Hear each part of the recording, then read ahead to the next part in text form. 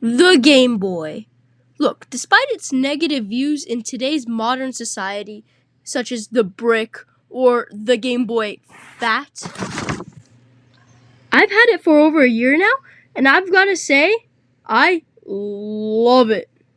Now, when I bring my Game Boy to parties or sleepovers, instead of like a computer or a Nintendo Switch, kids are genuinely confused why I would bring a console that tortures my eyes. But I think it's one of the greatest consoles of all time. Hey, wait, what are those doing there?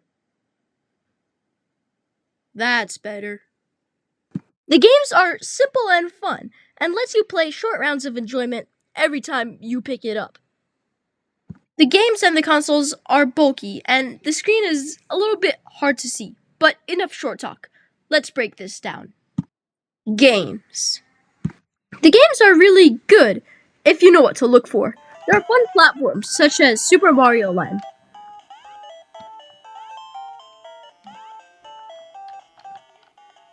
Or the better version, Mario Land 2. It has bigger screen and better graphics.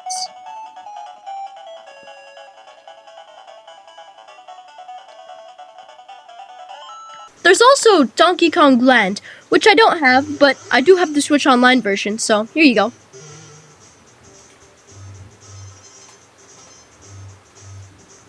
Okay, let's speed this up a little bit. RPGs. There are revolutionary RPGs like Pokemon. I beat this game. Oh, and Link's Awakening. I haven't played this yet, but it looks really cool.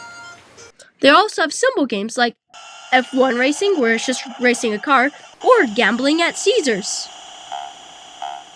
Or simple sports such as tennis, golf,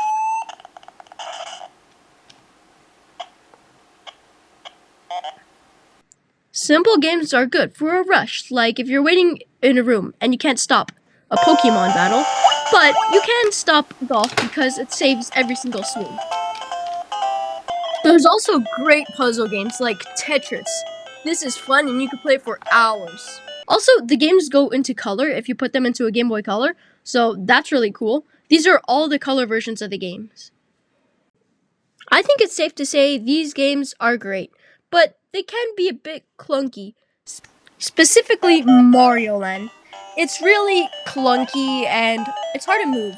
The controls also don't really match up well, but it's pretty good.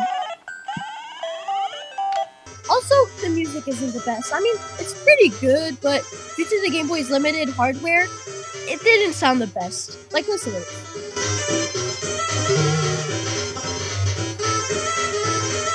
The console. The console can be portable, but it's kind of big and good luck trying to fit that in your pocket. Also, it takes batteries. Luckily, my dad loves batteries, and we have like 40 of them. But still, I have rechargeable batteries, so it's not as wasteful. But imagine not having this back in the day and just having to go through battery after battery after battery. Also, the screen is green, so you only get 3 different colors: light green, green, and dark green. Also, the screen isn't backlit. But I guess that's okay considering it's better to play outside in the sun. It needs sun.